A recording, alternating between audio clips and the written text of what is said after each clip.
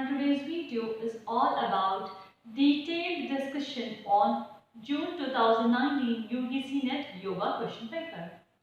Now a lot of my viewers had asked me to prepare such a video. But friends, as you all know that the yoga paper consists 100 questions. It's not possible to have all 100 questions in one video, that too with a detailed explanation.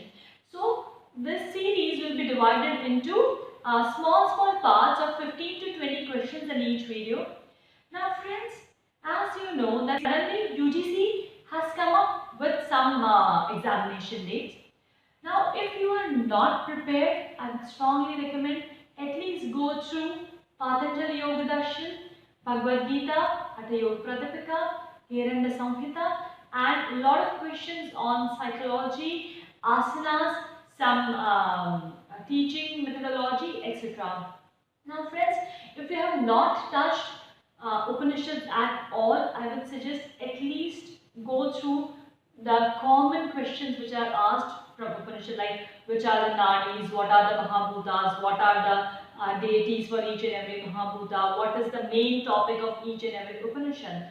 And I would also recommend that please see this video till the end, and I would suggest see all the various parts, because in this video a lot of questions are answered on Upanishad and various other topics also. And now at the 11th hour, if you just want to have a glance like what are the important concepts of Patanjali Yoga Darshan, you can check the link. I have also prepared a video on introduction of about Patanjali Yoga Darshan and some of the important concepts.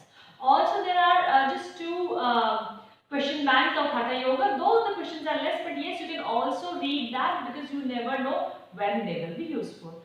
So let's begin our series of 5 to 6 videos about June 2019 yoga paper of UGC NET.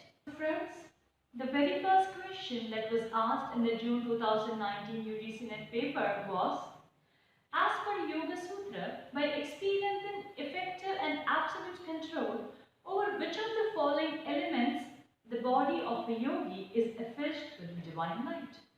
The options were Samanavayu, Pradhanavayu, Pranavayu and Apanavayu.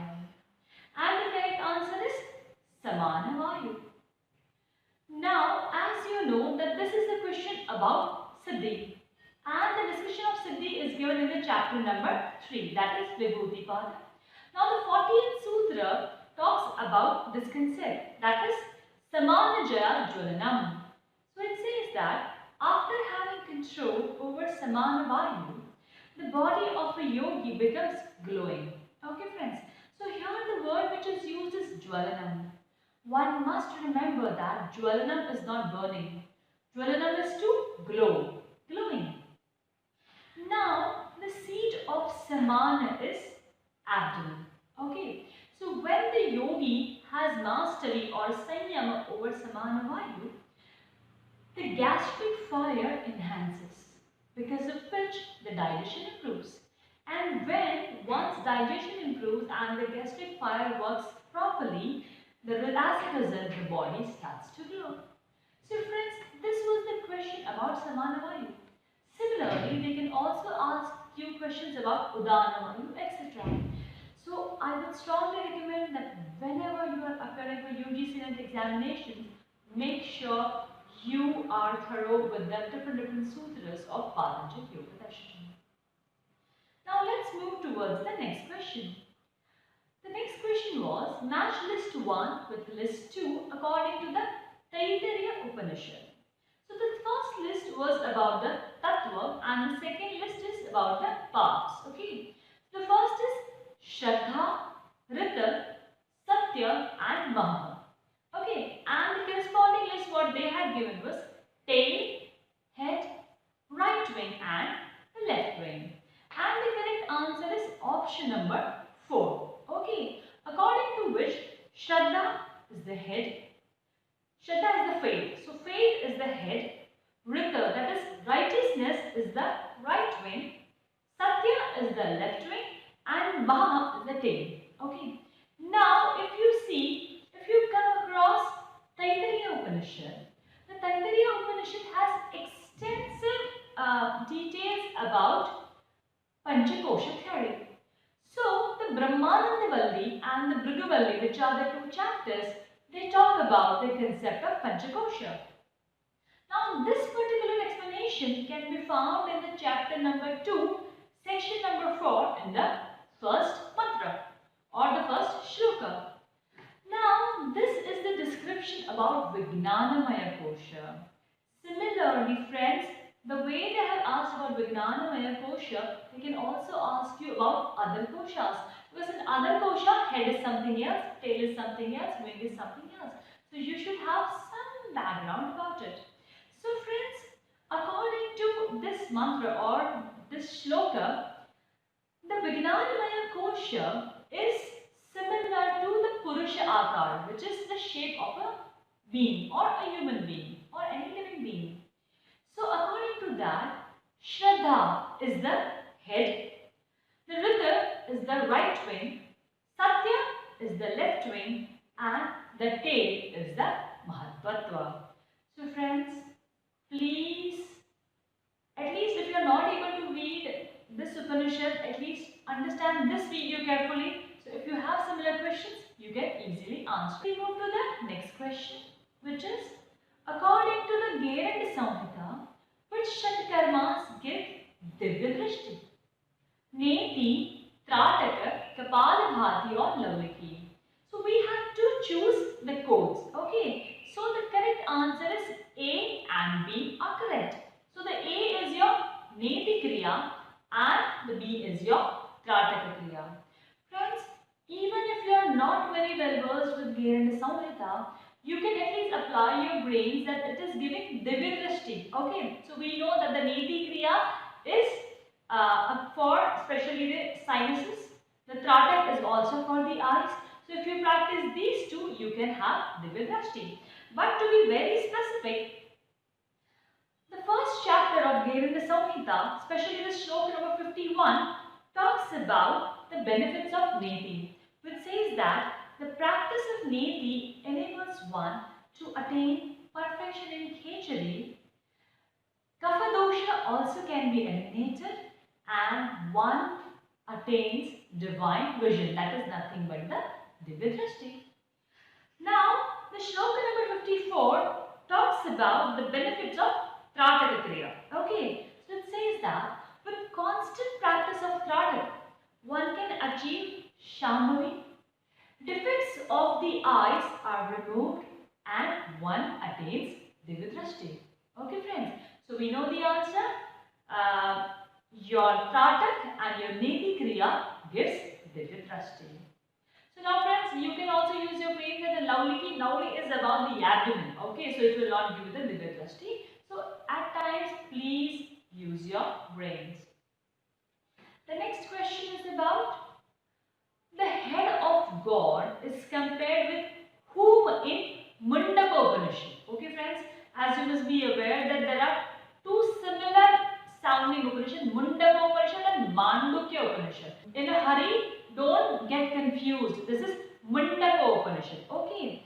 So now, the right answer for this is Agni. Okay.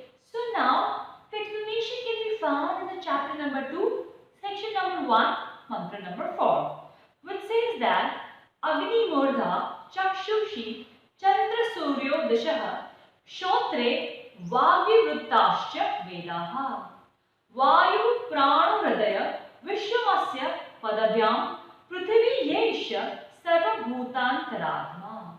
Okay friends, so it says that fire is the head, sun and moon are his eyes, the directions are the 2 ears, the revealed Vedas are his speech, the air is the vital force, that is the breath, the universe is the heart, and it is he from whose 2 feet emerges the earth. Friends, so see here they have asked about Agni or what is the head. They can also ask you what are the eyes compared to. Okay, so if you know at least have some idea, you can answer such question. And before this video, if you had not read anything about Mundaka Upanishad, at least you will get some idea. If similar question asked, you can easily clear them.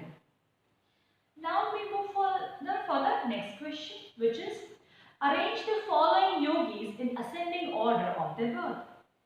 Swami Vivekananda, Maharshi Dayananda Saraswati, Maharshi Mahesh Yogi, and the last is Swami Sivananda. Okay, so right answer is answer number 3. Okay, now let me just explain. So the first in the chronological order is Maharshi Dayananda Saraswati, 1824, Swami Vivekananda, 1863, Swami Sivananda, 1887, and the last is Maharshi Mahesh Yogi, 1918. Okay friends, so this was the answer. Now see, here also you can apply some logic, because if you had read history, Dayananda Saraswati was much ahead of Mahesh Yogi, and the Mahesh Yogi comes in the contemporary, somewhat in the contemporary times. You can put the logic. So let's move for the next question, and that is, according to Yoga Sutra, in which of the following states the one is enlightened with his or her previous birth? The options were Ahimsa, Asteya, Aparigraha and Swadhyaya. And the correct answer is option number 3, Aparigraha. Now friends, the discussion about Aparigraha can be found in the chapter number 2, that is Sadhanapada, in Sutra number 39, which says Aparigrahasthaiye Janma Kathanta Sambodha. Okay, so this actually describes the result of practicing Aparigraha. Now friends, when one is stable in Aparigraha, as a result of the awareness and the proper understanding of one's future, present and the past birth can be achieved. So friends, similarly they can also ask you about the results of other yamas and niyamas. So you cannot afford to lose marks on something like this. So you should know all the 5 niyamas and the results of practicing all of them. Let's move further. The next question is, according to the Yoga Raj Upanishad, the 6th plexus is. Now friends, here many times people get confused. What is plexus? Plexus is the chakra. Now here I want to draw your attention to one very important thing. At times, the English in which they ask the question is little confusing, or it is misleading also at times. So I would strongly recommend there are drop downs. Okay, so there is a drop down of Hindi which is available. If you don't understand a question in English, please select the Hindi drop down, read the question carefully and then answer. Many people, if they don't understand the question correctly, they lose mark on something. You cannot afford to lose marks, your friends. So please remember to see the drop down of Hindi, select the question in Hindi and answer accordingly. So as I said, if you don't understand what is plexus, plexus is nothing but the chakra. So the options are Agna plexus, Bru plexus, Brahma plexus and the last is Taluka plexus. Now they have asked about which is the 6th plexus. So the 6th plexus according to the Yoga Raj Upanishad, which is one of the Yoga Upanishad, is Taluka plexus or also known as the Taluka chakra. So now friends, the Yoga Raj Upanishad specifically talks about 9 chakras. Okay. So now let me tell you which are those 9 chakras. So if there is a question about let's say which is the 4th chakra or what is the 3rd chakra, you can easily answer. So the first chakra according to the Yoga Raj Upanishad is Brahma chakra, which is equivalent to your Mooladhara chakra. The next is your, as usual, Swadhisthana chakra. The third is the Nabhi chakra, which is similar to your Manipura chakra.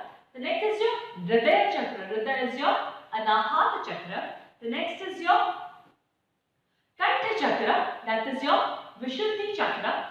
Then they have the Talu chakra, which is in between. Then they have the Bru chakra. They have Brahmarandra chakra and they have the Vyoma chakra. So this is how you should know which are the 9 chakras. So if they ask in any order or if they tell you to write in ascending order, descending order, you can easily answer such questions. Let's move further. The next is, in which chapter of Shvetashvatara Upanishad the nature and the glory of God is not described? The options are 2nd chapter, 4th chapter, chapter and the 6th chapter. And the correct answer is 2nd chapter of Shvetashatra Upanishad does not describe or mention the glory of God. The question number 9 is, according to the Buddha philosophy, Samyak Vyayam means question mark what? Options were Vaka Shuddhi, Karma Shuddhi, Ajivika Shuddhi and Vichara Shuddhi. Now friends, you must be aware that this is the question about Arya Ashtangika Marga of Buddhism, and the answer is Vichara Shuddhi. Now friends, what is the Arya Ashtangika Marga or eightfold path? So now there are 8 paths, as you already know. Ashtanga. The first is Samyak Drishti, Samyak Sankalpa, Samyak Vak, Samyak Karmanta, Samyak Arjava, Samyak Vyayama, Samyak Smriti and Samyak Samadhi. So therefore, Samyak Vyayam means Vichara Shuddhi. Now if you see the other 3 options, okay, so Vaka Shuddhi is through Samyak Vaka, Karma Shuddhi is through Samyak Karmanta and Ajivika Shuddhi is Samyak Arjava. Okay, so if they ask something like that for example, what does Samyak Karmanta means? So the answer will be Karma Shuddhi. Okay, let's move further. The next question is again about Patanjali Yoga Sutra. Friends, UGC NET examination puts a lots of emphasis on Patanjali Yoga Darshan, Hatha Yoga Pradipika, Gheranda Samhita, Bhagavad Gita. I am sure that many of you are not going to study so many Upanishads. You are not going to study Narada Bhakti Sukta or everything. But if you are very thorough with all these common 5 texts, also there will be questions about psychology, there will be questions about asanas, some therapy related questions. You can easily score very good marks. So, as I said, Patanjali Yoga Darshan, Hatha Yoga Pradipika, Gheranda Samhita, your Bhagavad Gita, your psychological questions, these questions you should be very thorough with. So let's move further. Now the question is, this is a little trickier question. As per Patanjali Yoga Sutra, which of the following is the means to acquire the knowledge of micro, hassle-free and distantly located elements? Okay. Now, if you do not understand this question in English, please see the Hindi drop down. At least it will be explained or it will be asked in a simplified language, so you won't goof up. Now, the correct answer for this is Jyotishamati Pravritti. Now, if you see, this question is from the chapter number 3 and sutra number 25. It says, Pravritti Aloka Nyasa Sukshma Vyavahita Viprakrishta Gnanam. Now, if you see in this question, nowhere they have mentioned the word Jyotishmati. Okay, then how would you come to know that whether I should write Jyotishamati Pravritti or Vishayavati Pravritti?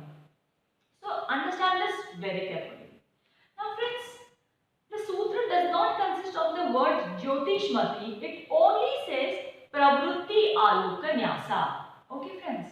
So now in Patanjali Yoga Darshan, you frequently come across words like Vritti, Pravritti, Samapatti, etc.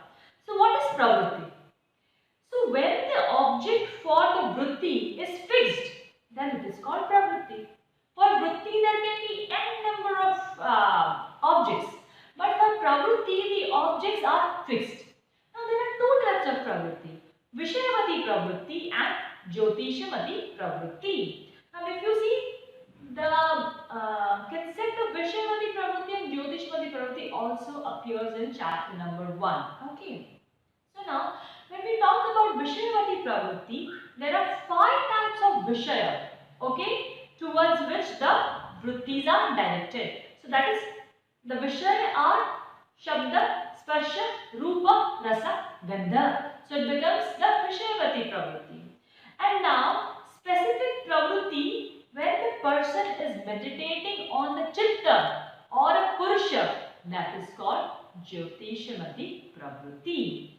Now friends, let us go back to the sutra, that is Pravritti Aloka Nyasa Sukshma Vyavahita Viprakushta Gnanam.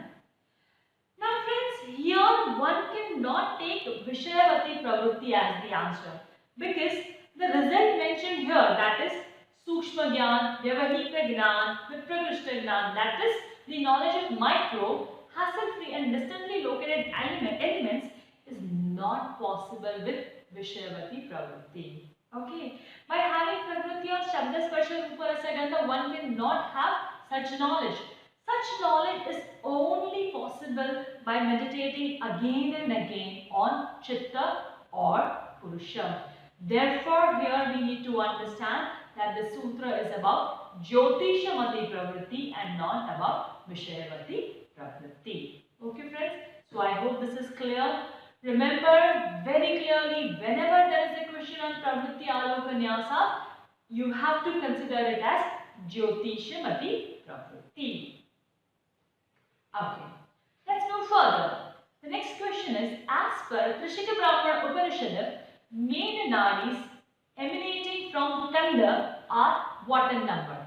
Okay, 10, 15, 70 to 100 or 4. And the answer is 10. So according to the Trishika Brahmana Upanishad, 10 nadis emerge from the Kanda. Okay friends, now here also if you do not understand, please see the Hindi drop down because many people don't understand what the Kanda is. Okay, many people say emanating from Kanda, it's not Kanda, it is Kanda. At times such mistake happens friends. So please read the Hindi drop down. Generally the nadi originates from the Kanda, that is specific region. Let's move further. The question of Rishi Satyakama is related to which subject according to Prashnopanishad. Now friends, as the name suggests, Prashnopanishad. Okay, so we must remember that this Upanishad is about the question and answer.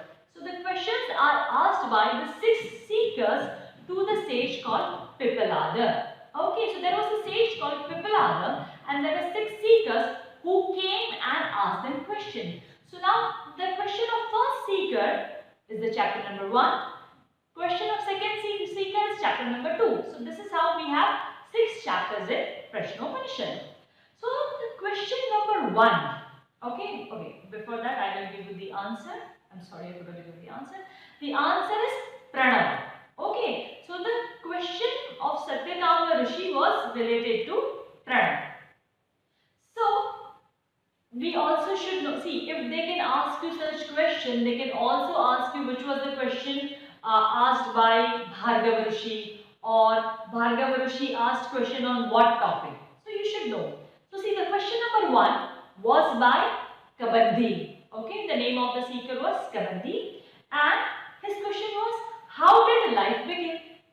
Okay, the question number 2 was by seeker called Bhargava and his question was, what is a living being? The third question was by Kaushalya. His question was, what is the nature of man? The fourth question was Saurya Yani Gargeya. So what is Saurya Yani? So he was the grandson of Surya, that's why he is known as Saurya Yani Gargeya. So his question was, what establishes man? So the fifth question is by Rishi Satyakama and which is the same question asked. So it was meditation on Pranava and why should one meditate? And the last question was by Sukesha and the Sukesha was the son of Bharadwaj. So he says, what is immortal in man? Okay friends, so these are the 6 questions asked by 6 seekers to Pipalada Rishi in the Upanishad called Prashnopanishad. Okay friends, so if the questions are here and there like which was the question of Bhargava, you can easily answer. Okay, now again see, again Patanjali Yoga Darshan has come in the picture. So you cannot run away from Patanjali Yoga Darshan at all. So the next question is, which of the following are Upavikshita? Upavikshepa. Dvesha, Dukkha, Anavasti Tattva and Angamejayatva. Now friends, lot of people get confused. What is Upavikshepa now? Because in the entire Patanjali Yoga Darshan we have heard what is Vikshepa. Okay, that are antarayas or the obstacles. But what is Upavikshepa? The word Upavikshepa does not come in Patanjali Yoga Darshan at all. So you have to use your brains that Upavikshepas are nothing but Vikshepa Sahabhuvaha. Okay, so you know that the sutra number 31st of chapter number 1 is about Vikshepa Sahabhuvaha. So that is Dukkha, Daurmanasya, Angamejayatva, Shwasa Prashwasa, Vikshepa Sahabhuvaha. So our answer is option number 1, B and D. That is Dukkha and Angamejayatva are the Upavikshepas. Also there can be question of which are the Vikshepa or which are the Antarayas. So chapter number 1, sutra number 30 talks about the Nama Antaraya or Vikshepa. At times they also ask the question like which are the Nama Antaraya. You should know Nama Antaraya, 9 obstacles. So that is Vyadi, Styan, Samshaya, Pramada, Alasya, Avirati, Bhranti, Darshan, Alapta Bhumikatva, Anavasti Tattva. So these are the 9 Antarayas. So don't get confused if you come across such tricky question like Upavikshepa. They are nothing but Sahabhuvaha. Okay. So the next question is about match the following. So the list one was Prativa, Shravana, Adarsha and Bharata. And the corresponding list was to see subtle image, subtle knowledge of the things, to smell subtle odors and to hear subtle sound. And the correct option is option number 3. So according to option number 3, Prativa is the subtle knowledge of things. Shravana is to hear subtle sound. Now see, again you can use your brain. Shravana, hear. Okay, so to hear subtle sounds. The third is Adarsha, to see subtle images. And the fourth is Bharata, that is to smell subtle odor. So friends, after Purusha Gnana, the yogi gets 6 types of knowledge or 6 types of experiences, which are Tataha, Prativa, Shravana, Vedana, Adarsha, Aswad, Vartaha, Jayante, which is the sutra number 36 of chapter number 3. Okay friends? So such questions can be asked like match the following. Once there was a question like order, adjust Prativa, Shravana, Adarsha, Varta in the sequential order. So if you know the sutra, that is Tataha, Prativa, Shravana, Vedana, etc., you can easily answer this question. Okay, let's move further. Now here also there is a match the following.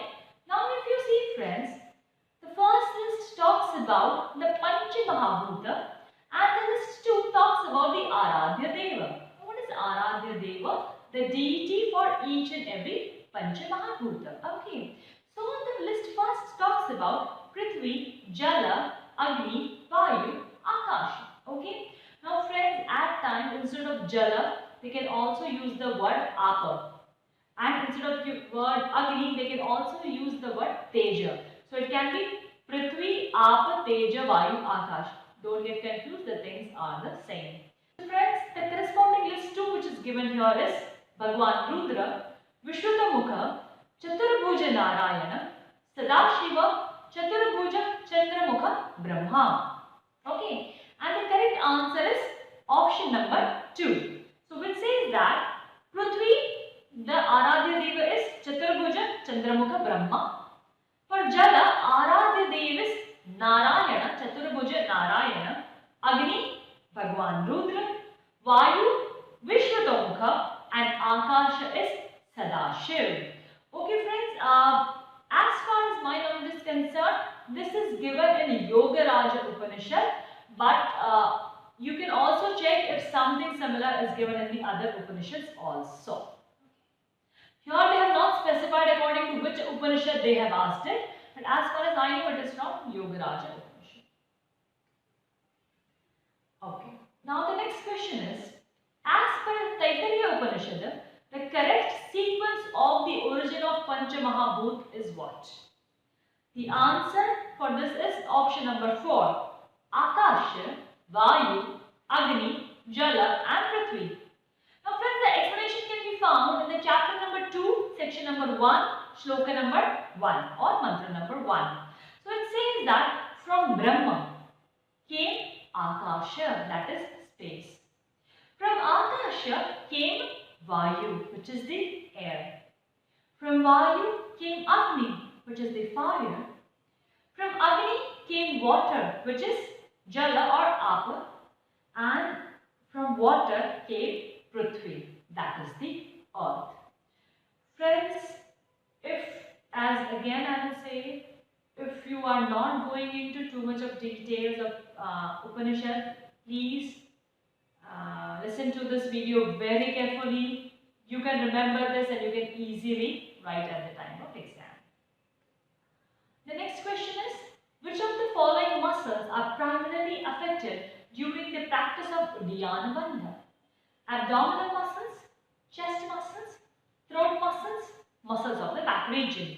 Now friends, it's again is a very common sense question. At the practice of Uddiyana Bandha, the muscles that get primarily affected are the abdominal muscles. Okay, the throat muscles, muscles of the back region are not affected by Uddiyana Bandha. So straight away answer is option number 1, abdominal muscles. So friends, thank you so much for joining me for this video. Stay tuned and please watch the other videos of the series, because here you will get idea about how to answer the questions, also which are some of the tips that I will be giving you, and also if you have not read few topics, at least you can read the questions or you can understand the question and you will have some idea on how to appear these questions if it is asked in your exam. Thank you so much. Namaste.